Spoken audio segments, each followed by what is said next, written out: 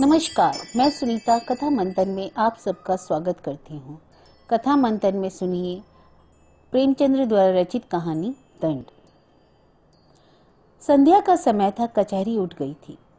अहलकार और चपरासी जेबें खनखनाते घर जा रहे थे। मेहतर कूड़े टटोल रहे थे कि शायद कहीं कोई पैसा वैसा मिल जाए। कचहरी के बरामदों में सांडों ने वकीलों की जगह ले ली थी। पेड़ों के नीचे मोहरीरों की जगह कुत्ते बैठे नजर आते थे। इसी समय एक बूढ़ा आदमी फटे पुराने कपड़े पहने लाठी टेकता हुआ जंड साहब के बंगले पर पहुंचा और साइबान में खड़ा हो गया। जंड साहब का नाम था मिस्टर जी सिन्हा। अर्दली ने दूर से ही ललकारा, कौन खड़ा है साइबान में, क्या चाहते हो? बूढ़ा, गरीब भामन भैया साहब से भेंट होगी। साहब साहब तुम जैसों से नहीं मिला करते। बूढ़े ने लाठी पर अकड़कर कहा, क्यों भाई, हम खड़े हैं या डाकू चोर हैं कि हमारे मुंह में कुछ लगा हुआ है? अर्दली, भीख मांगकर मुकदमा लड़ने आए होगे क्या? बूढ़ा, तो कोई पाप किया है? अगर घर बेचकर मुकदमा नहीं लड़ते तो कुछ बुरा करते हैं। यहाँ तो मुकदमा लड़ते लड़ते उम्र बीत गई, लेकिन घर का पैसा नहीं खर्चा। अरे मियाँ की जूती मियाँ का सिर कहते हैं। 10 भले मानसों से मांगकर एक को दे दिया, चलो छुट्टी हुई। गांव भर नाम से कांपता है। किसी ने जरा सी टिरपिर की और मैंने अदालत में दावा दायर किया। अर्दली, किसी बड़े आदमी से पाला नहीं पड़ा तुम्हारा अभी? बूढ़ा, अजी कितने ही बड़ों को बड़े घर भिजवा दिया तुम हो किस फेर में भाई? हाई कोर्ट तक जाता हूँ सीधा, कोई मेरे मुंह क्या आएगा बेचारा। गांठ से तो कौड़ी जाती नहीं, फिर डरे क्यों? जिसकी चीज पर दांत लगाए अपना करके छोड़े, सीधा ना दिया तो अदालत में घसीट लाए और रगेद रगेद कर मारा। अपना क्या बिगड़ता है? तो साहब से इत्तला करते हो कि मैं ही पुकारूं? अर्दली ने देखा यह आदमी यूं टलने वाला नहीं है, तो जाकर साहब से उसकी इत्तला कर दी। साहब ने हुलिया पूछा और खुश होकर कहा, फौरन बुला लाओ। अर्दली, हुजूर बिल्कुल फटे हाल है। साहब, गुदड़ी में ही लाल होते हैं, जाकर भेज दो। मिस्टर सिन्हा अधेड़ आदमी थे, बहुत ही शांत, बहुत ही विचारशील, बातें बहुत कम करते थे। कठोरता और असभ्यता जो शासन का अंग समझी जाती है, उनको छू भी नहीं गई थी। न्याय और दया के देवता मालूम होते थे। निगाह ऐसी बारीक पाई थी कि सूरत देखते ही आदमी पहचान जाते थे। डील डॉल देवों का सा था और रंग आबनूस का। आराम कुर्सी पर लेटे हुए पेचवान पी रहे थे। बूढ़े ने जाकर सलाम किया। सिन्हा, तुम हो जगत पांडे? आओ बैठो, तुम्हारा मुकदमा तो बहुत कमजोर है। भले आदमी, जाल भी ना करते बना। जगत, ऐसा ना कहें हुजूर, गरीब आदमी हूँ, मर जाऊंगा। सिन्हा, किसी वकील मुख्तार से सलाह भी ना ले ली? जगत, अब तो सरकार की शरण में आया हूँ ना। सिन्हा, सरकार क्या मिसिल बदल देंगे या नया कानून पढ़ेंगे? तुम गच्चा खा गए हो क्या? मैं कभी कानून के बाहर नहीं जाता, जानते हो ना, अपील से मेरी तजवीज रद्द नहीं होती। जगत, बड़ा धर्म होगा सरकार। सिन्हा के पैरों पर गिन्नियों की एक पोटली रखकर बोला, बड़ा दुखी हूँ सरकार। सिन्हा मुस्कुराकर बोले, यहाँ भी अपनी चालबाजी से नहीं सूखते, निकालो अभी और उससे प्याज नहीं बुझती, भला दहाइयो तो पूरा करो। जगत, बहुत तंग हूँ दीन बंधु। अरे डालो ना अपनी कमर में हाथ, भला कुछ मेरे नाम की तो लाज रखो। लूट जाऊंगा सरकार। अरे लूटे तुम्हारे दुश्मन जो इलाका बेचकर लड़ते हैं। तुम्हारे जजमानों का भगवान भला करे, तुम्हें किस बात की कमी है? सिन्हा साहब बोले। मिस्टर सिन्हा इस मामले में जरा भी रियायत न करते थे। जगत ने देखा यहाँ काइयापन से काम न चलेगा, तो चुपके से 5 गिन्नियां और निकाली, लेकिन उन्हें मिस्टर सिन्हा के पैरों पर रखते समय उसकी आंखों में खून निकल आया। यह उसकी बरसों की कमाई थी। बरसों पेट काटकर, तन जलाकर, मन बांधकर, झूठी गवाहियां देकर उसने यह थाती संचय कर पाई थी। उसके हाथों से निकलना प्राण निकलने से कम दुखदाई ना था। जगत पांडे के चले जाने के बाद कोई 9 बजे रात को जंड साहब के बंगले पर एक तांगा आकर रुका और उस पर से पंडित सत्यदेव उतरे, जो राजा साहब शिवपुर के मुख्तार थे। मिस्टर सिन्हा ने मुस्कुराकर कहा, आप शायद अपने इलाके में गरीबों को न रहने देंगे, इतना जुल्म? सत्यदेव, गरीब परवर, यह कहिए कि गरीबों के मारे अब इलाके में हमारा रहना मुश्किल हो रहा है। आप जानते हैं, सीधी उंगली से घी नहीं निकलता, जमींदार को कुछ ना कुछ सख्ती करनी ही पड़ती है। मगर अब यह हाल है कि हमने जरा चूं की तो उन्हीं गरीबों की त्योरियां बदल जाती हैं। सब मुफ्त में जमीन जोतना चाहते हैं, लगान मांगिए तो फौजदारी का दावा करने को तैयार। अब इसी जगत पांडे को देखिए, गंगा कसम है हुजूर, सरासर झूठा दावा है। हुजूर से कोई बात छिपी तो रह नहीं सकती। अगर जगत पांडे यह मुकदमा जीत गया तो हमें बोरियों बांधना छोड़कर भागना पड़ेगा। अब हुजूर ही बसाएं तो बच सकते हैं, राजा साहब ने हुजूर को सलाम कहा है, अर्ज की है इस मामले में जगत पांडे की ऐसी खबर ले कि वह भी याद करे। मिस्टर सिन्हा ने भवे सिकोड़कर कहा, कानून मेरे घर तो नहीं बनता। सत्यदेव, हजूर आपके हाथ में तो सब कुछ है। यह कहकर गिरनियों की एक गड्डी निकालकर मेज पर रख दी। मिस्टर सिन्हा ने गड्डी की को आंखों से गिनकर कहा, इन्हें मेरी तरफ से राजा साहब की नजर कर दीजिएगा। आखिर आप कोई वकील तो करेंगे ही, उसे क्या दीजिएगा। सत्यदेव, यह तो हुजूर के हाथ में है, जितनी ही पेशियां होंगी उतना ही खर्च भी बढ़ेगा। सिन्हा, मैं चाहूं तो महीनों लटका सकता हूँ। जी हाँ, इससे कौन इनकार करेगा। सिन्हा, 5 पेशियां भी हुई तो कम से कम 1000 उड़ जाएंगे। आप यहाँ उसका आधा पूरा कर दीजिए तो एक ही पेशी में वारा न्यारा हो जाए, आधी रकम बच जाए। सत्यदेव ने 10 गिनियां और निकालकर मेज पर रख दी और घमंड के साथ बोले, हुक्म हो तो राजा साहब से कह दूं, आप इत्मीनान रखें, साहब की कृपा दृष्टि हो गई है। मिस्टर सिन्हा ने तीव्र स्वर में कहा, जी नहीं, यह कहने की जरूरत नहीं। मैं किसी शर्त पर यह रकम नहीं ले रहा हूँ। मैं करूँगा वही जो कानून की मंशा होगी। कानून के खिलाफ जौ भर भी नहीं जा सकता। यही मेरा उसूल है। आप लोग मेरी खातिर करते हैं, यह आपकी शराफत है। मैं उसे अपना दुश्मन समझूंगा जो मेरा ईमान खरीदना चाहे। मैं जो कुछ लेता हूँ सच्चाई का इनाम समझकर लेता हूँ। जगत पांडे को पूरा विश्वास था कि मेरी जीत होगी, लेकिन तजवीज़ सुनी तो होश उड़ गए। दावा खारिज हो गया। उस पर खर्च की चपत अलग। मेरे साथ यह चाल, अगर लाला साहब को इसका मजा न चखा दिया तो भामन ने, मैं किस फेर में। सारा रौब भुला दूंगा। यहाँ गाड़ी कमाई के रुपए हैं, कौन पचा सकता है। हाड़ फोड़ फोड़ कर निकलेंगे। द्वार पर सिर पटक पटक कर मर जाऊंगा। उसी दिन संध्या को जगत पांडे ने मिस्टर सिन्हा के बंगले के सामने आसन जमा दिया। वहाँ बरगद का घना वृक्ष था। मुकदमे वाले वहीं सत्तू चमेना खाते और दोपहरी को उसी छाव में काटते थे। जगत पांडे उनसे मिस्टर सिन्हा की दिल खोल कर निंदा करता, ना कुछ खाता ना पीता, बस लोगों को अपनी राम कहानी सुनाया करता। जो सुनता वह जज साहब को 4 खड़ी खोटी कहता, आदमी नहीं पिशाच है। इसे तो भाई ऐसी जगह मारे जहाँ पानी ना मिले। रुपए के रुपए लिए, ऊपर से खर्चे समय डिग्री कर दी। यही करना था तो रुपए काहे को निकले थे। यह है हमारे भाई बंदों का हाल। यह अपने कहलाते हैं, इनसे तो अंग्रेज ही अच्छे। इस तरह की आलोचनाएं दिन भर हुआ करती। जगत पांडे के आसपास 8 पहर झमघट लगा रहता। इस तरह 4 दिन बीत गए और मिस्टर सिन्हा के कानों में भी बात पहुंची। अन्य रिश्वती कर्मचारियों की तरह हवा वह भी हेकड़ आदमी थे।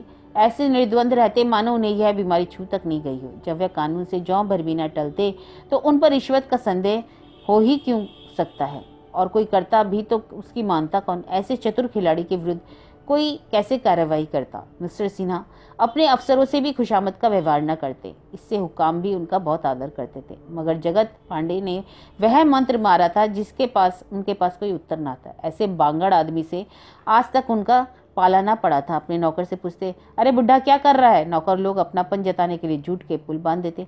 हजूर कहता था भूत बनकर लगूंगा, मेरी वेदी बने तो सही, जिस दिन मरूंगा उस दिन के 100 जगत पांडे होंगे।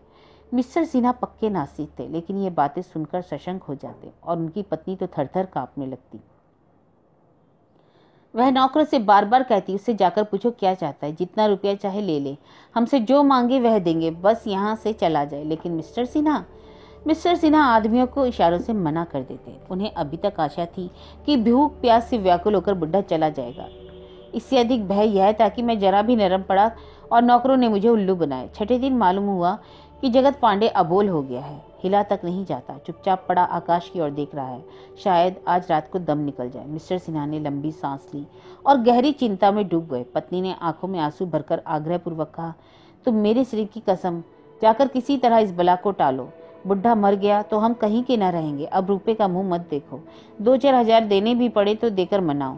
तुमको जाते शर्म आती हो तो मैं चली जाती हूँ। सिन्हा, जाने का इरादा तो मैं कई दिन से कर रहा हूँ, लेकिन जब देखता हूँ वहाँ भीड़ लगी रहती है तो हिम्मत नहीं पड़ती। सब आदमियों के सामने तो मुझसे ना जाया जाएगा, चाहे कितनी भी बड़ी आफत क्यों ना आ पड़े। तुम 2-4 हजार की कहती हो, मैं 10,000 देने को तैयार हूँ, लेकिन वहाँ जा नहीं सकता। ना जाने किस बुरी साइट में मैंने इसके रुपए लिए। जानता कि इतना फसाद खड़ा करेगा तो फाटक में घुसने ही ना देता। देखने से तो सीधा मालूम होता था कि गऊ है। मैंने पहली बार आदमी पहचानने में धोखा खाया। पत्नी, तो मैं चली जाऊँ, शहर की तरफ से जाऊंगी और सब आदमियों को हटाकर अकेले में बात करूंगी। किसी को खबर ना होगी कि कौन है। इसमें हर्ज क्या है। लेकिन ताड़ने वाले तो ताड़ जाएंगे ना, चाहे तुम कितना ही छिपाओ। पत्नी, ताड़ जाएंगे तो ताड़ जाएं, अब किसको कहाँ तक डरूं? बदनामी अभी क्या कम हो रही है? जो और हो जाएगी। सारी दुनिया जानती है कि तुमने रुपए लिए। यूं ही कोई किसी पर प्राण नहीं देता, फिर अब व्यर्थ की ऐठ क्यों करो? मिस्टर सिन्हा अब मर्म वेदना को न दबा सके, बोले, प्रिय, यह व्यर्थ की ऐंठ नहीं। चोर को अदालत में बेत खाने से उतनी लज्जा नहीं आती, स्त्री को कलंक से उतनी लज्जा नहीं आती जितनी किसी हाकिम को अपनी रिश्वत का पर्दा खोलने से आती है।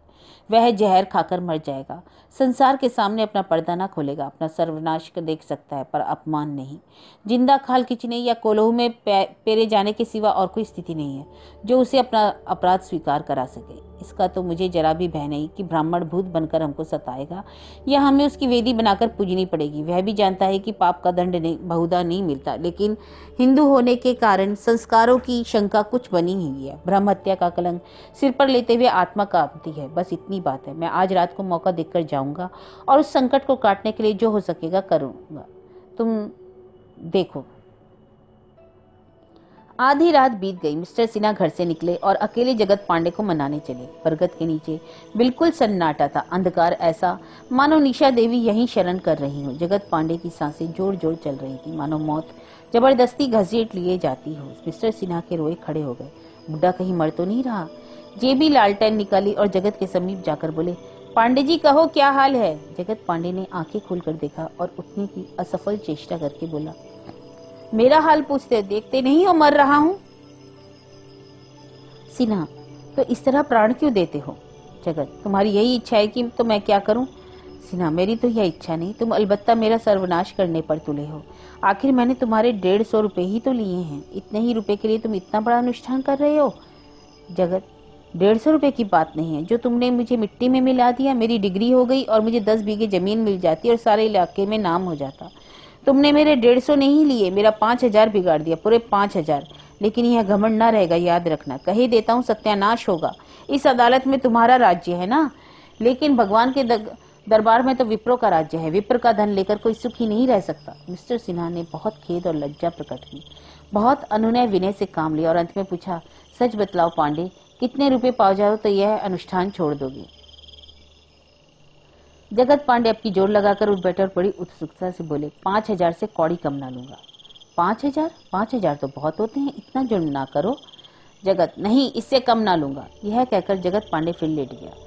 उसने यह शब्द इतने निश्चयतात्मक भाव से कहे थे कि मिस्टर सिन्हा को और कुछ कहने का साहस ना हुआ। रुपए लाने घर चले, लेकिन घर पहुंचते पहुंचते नीयत बदल गई। 150 के बदले 5000 देते कलक हुआ। मन में कहा, मरता है तो मर जाने दो। कहाँ की भ्रमत्या और कैसा पाप? यह सब पाखंड है, पाखंड। बदनामी ना होगी, सरकारी मुलाजिम तो यूं ही बदनाम होते हैं।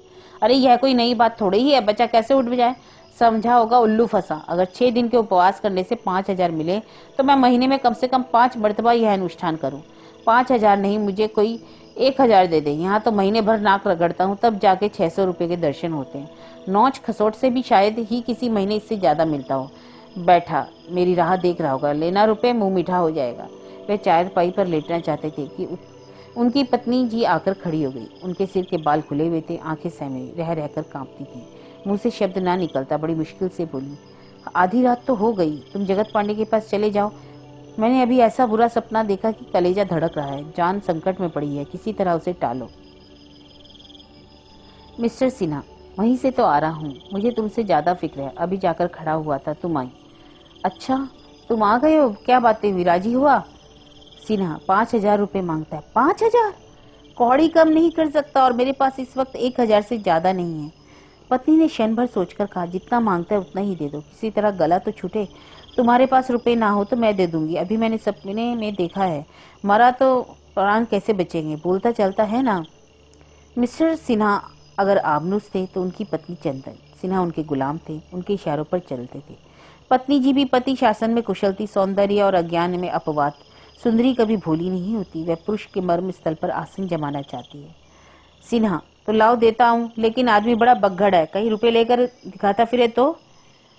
पत्नी, इसको यहाँ तो इसी वक्त भगाना होगा, तो निकाल दो, दे ही दूं, जिंदगी में यह बात भी याद रहेगी आगे से। पत्नी ने अविश्वास भाव से कहा, चलो मैं भी चलती हूँ, इस वक्त कौन देखता है। पत्नी से अधिक पुरुष के चरित्र का ज्ञान किसी को नहीं होता। मिस्टर सिन्हा की मनोवृत्तियों को उनकी पत्नी खूब जानती थी। कौन जाने रास्ते में कहीं रुपए छुपा दे और कह दे कि दे आए। या कहने लगे रुपए लेकर भी नहीं टलता तो मैं क्या करूं। जाकर संदूक से नोटों के पुलिंदे निकाले और चादर में छिपाकर मिस्टर सिन्हा के साथ चली। सिन्हा के मुंह पर झाड़ू सी फिरी हुई थी। लालटेन ये पछताते चले आते थे। 5,000 रुपये निकले जाते हैं, फिर इतने कब मिलेंगे कौन जानता था। इनसे तो कहीं अच्छा था कि दुष्ट मर गया होता, बला से बदनामी होती। कोई मेरी जेब से रुपए तो छीन ना लेता, ईश्वर के करे मर गया हो। अभी दोनों आदमी फाटक तक आए थे कि देखा जगत पांडे लाठी टेकता चला आ रहा है। उसका स्वरूप इतना डरावना था मानो शमशान से कोई मुर्दा भागा आता हो। इनको देखते ही जगत पांडे बैठ गया और हाफता हुआ बोला, बड़ी देर हुई लाए। पत्नी जी बोली, महाराज हम तो आ ही रहे थे, आपने कष्ट क्यों किया। रुपए लेकर सीधे घर चले जाओगे ना। हाँ हाँ सीधे घर जाऊंगा, कहाँ है रुपए देखूं। पत्नी जी ने नोटों का पुलिंदा बाहर निकाला और लालटेन दिखाकर बोली, गिन लो, पूरे 5,000 रुपए हैं। पांडे ने पुलिंदा लिया, बैठकर उलट पुलट कर देखा। उसकी आंखें एक नए प्रकाश से चमकने लगी। हाथों में नोटों को तोलता हुआ बोला, पूरे 5,000 हैं। पत्नी, पूरे गिन लो। जगत, 5,000 में 2 टोकरी भर जाएगी। हाथों से बताकर इतने सारे हुए 5,000। सिन्हा, अब क्या इतना भी विश्वास नहीं है पूरे 5,000। अब मैं जाऊं, भाग जाऊं। यह कहकर वह पुलिंदा लिए कई कदम लड़खड़ाता हुआ चला जैसे कोई शराबी, और धम से जमीन पर गिर पड़ा। सिन्हा साहब लपक कर उठाने दौड़े। उसकी आंखें पतरा गई, मुख पीला पड़ गया। बोले, पांडे पांडे कहीं चोट तो नहीं। पांडे ने एक बार मुंह खोला जैसे मरती हुई चिड़िया सिर लटकाकर चोंच खोल देती है। जीवन का अंतिम धागा टूट गया। ओठ खुले हुए और नोटों का पुलिंदा छाती पर रखा हुआ था। इतने में पत्नी जी भी आ गई। शव को देखकर चौंक पड़ी। अरे इसे क्या हुआ। सिन्हा, मर गया और क्या होगा। पत्नी, मर गया, हाय भगवान, अब कहाँ जाऊं। यह कहकर वह बंगले की ओर तेजी से चली। सिन्हा साहब ने भी नोटों का पुलिंदा शव की छाती पर से उठा लिया और चले। ये रुपए अब क्या होंगे। किसी धर्म कार्य में दे दूंगा। सिन्हा साहब बोले, घर पर मत रखना, खबरदार, हाय भगवान। और दूसरे दिन ही शहर में खबर मशहूर हो गई। जगत पांडे ने जंट साहब पर जान दे दी। उसका शव उठा तो हजारों आदमी साथ थे। मिस्टर सिन्हा को खुल्लम खुल्ला गालियां दी जा रही थी। संध्या समय मिस्टर सिन्हा कचहरी से आकर मन मारे बैठे थे। नौकरों ने आकर कहा, सरकार हमको छुट्टी दी जाए और हमारा हिसाब कर दीजिए। हमारी बिरादरी के लोग धमकाते हैं कि अगर तुम जंट साहब के यहाँ नौकरी करोगे तो हुक्का पानी बंद कर देंगे। सिन्हा ने जल्लाकर कहा, कौन धमकाता है। अब किस किस का नाम बताए साहब। सभी तो कह रहे थे। रसोईया, हुजूर मुझे तो लोग धमकाते हैं कि मंदिर में ना घुसने पाओगे। सिन्हा, 1 महीने के नोटिस दिए बगैर तुम नहीं जा सकते। साइस, हजूर बिरादरी से बिगाड़ करके हम लोग कहाँ जाएंगे। हमारा आज से इस्तीफा है, हिसाब जब चाहे कर दीजिएगा। मिस्टर सिन्हा ने बहुत धमकाया, फिर दिलासा देने लगे, लेकिन नौकरों ने एक ना सुनी। आधे घंटे के अंदर सबों ने अपना अपना रास्ता लिया। मिस्टर सिन्हा दांत पीस कर रह गए। लेकिन हाकिमों का काम कब रुकता है। उन्होंने उसी वक्त कोतवाल को खबर दी और कई आदमी बिगाड़ में पकड़ लाए। काम चल निकला। उसी दिन से मिस्टर सिन्हा और हिंदू समाज में खींचतान शुरू हो गई। धोबी ने कपड़े धोना बंद कर दिया। ग्वाले ने दूध लाने में आनाकानी की। नाई ने हजामत बनानी छोड़ दी। इन विपत्तियों पर पत्नी जी का रोना धोना और भी गजब था। उन्हें रोज भयंकर सपने आते। रात को एक कमरे में से दूसरे कमरे में जाते प्राण निकलते। किसी का जरा सिर भी दुखता तो कहीं नहीं जान समझ आती। सबसे बड़ी मुसीबत यह थी कि अपने संबंधियों ने आना जाना छोड़ दिया। एक दिन साले आए मगर बिना पानी पिए चले गए। उसी तरह बहनोई का आगमन हुआ। उन्होंने पान तक न खाया। मिस्टर सिन्हा बड़े धैर्य से यह सारा तिरस्कार सहते जाते थे। अब तक उनकी आर्थिक हानि न हुई थी। गरज के बावले झक मारकर आते और नजराना मिलता ही था। फिर विशेष चिंता की कोई कारण न थी। लेकिन बिरादरी से बैर करना पानी में रहकर मगर से बैर करना है। कोई ना कोई ऐसा अवसर आ ही जाता जब हमको बिरादरी के सामने सिर झुकाना पड़ता है। मिस्टर सिन्हा को भी साल के अंदर ही ऐसा अवसर आ पड़ा। यह उनकी पुत्री का विवाह था। यही वह समस्या थी जो बड़े बड़े हेकड़ों का घमंड चूर चूर कर देती है। आप किसी के आने जाने की परवाह ना करें। हुक्का पानी, भोज भात, मेल जोल किसी की परवाह नहीं करें। मगर लड़की का विवाह, यह तो टलने वाली बला नहीं। इससे बचकर आप कहाँ जाएंगे। मिस्टर सिन्हा को इस बात का दगादगा तो पहले ही था कि त्रिवेणी की विवाह में बाधाएं पड़ेंगी। लेकिन उन्हें विश्वास था कि द्रव्य की अपार शक्ति इस मुश्किल को हल कर देगी। कुछ दिनों तक आप उन्होंने जानबूझकर टाला कि शायद इस आंधी का जोर कुछ कम हो जाए।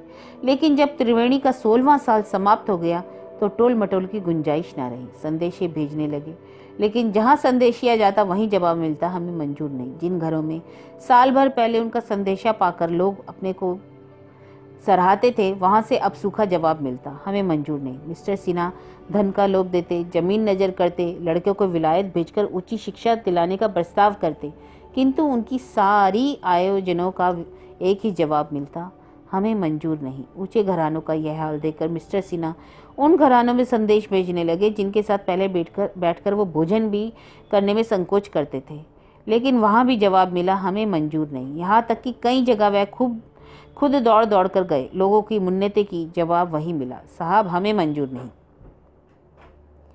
शायद बहिष्कृत घरानों में उनका संदेश स्वीकार कर लिया जाता, पर मिस्टर सिन्हा जानबूझकर मक्खी ना निगलना चाहते थे। ऐसे लोगों से संबंध ना करना चाहते थे जिनका बिरादरी में कोई स्थान ना था। इस तरह 1 वर्ष और बीत गया। मिसेस सिन्हा चारपाई पर पड़ी करहा रही थी, त्रिवेणी भोजन बना रही थी और मिस्टर सिन्हा पत्नी के पास चिंता में डूबे बैठे हुए थे। उनके हाथ में एक खत था। बार बार उसे देखते और कुछ सोचते। बड़ी देर बाद रोगिणी ने आंखें खोली और बोली, अब ना बचूंगी, पांडे मेरी जान लेकर छोड़ेगा। हाथ में कैसा कागज है। सिन्हा, यशोदानंदन के पास से खत आया है। पाजी को यह खत लिखते हुए जरा शर्म नहीं आई। मैंने इसकी नौकरी लगाई थी, इसकी शादी करवाई और आज उसका मिजाज इतना बढ़ गया कि अपने छोटे भाई की शादी मेरी लड़की से करना पसंद नहीं करता। अभागे के भाग्य खुल जाते। पत्नी, भगवान अब ले चलो, अब यह दुर्दशा नहीं देखी जाती। अंगूर खाने का जी चाहता है, मंगवाए हैं कि नहीं? मैं खुद जाकर लेता आया था, सिन्हा साहब ने बोला। यह कहकर उन्होंने तश्तरी में अंगूर भरकर पत्नी के पास रख दिए। वह उठा उठाकर खाने लगी। जब तश्तरी खाली हो गई और बोली, अब किसके यहाँ संदेश भेजोगे?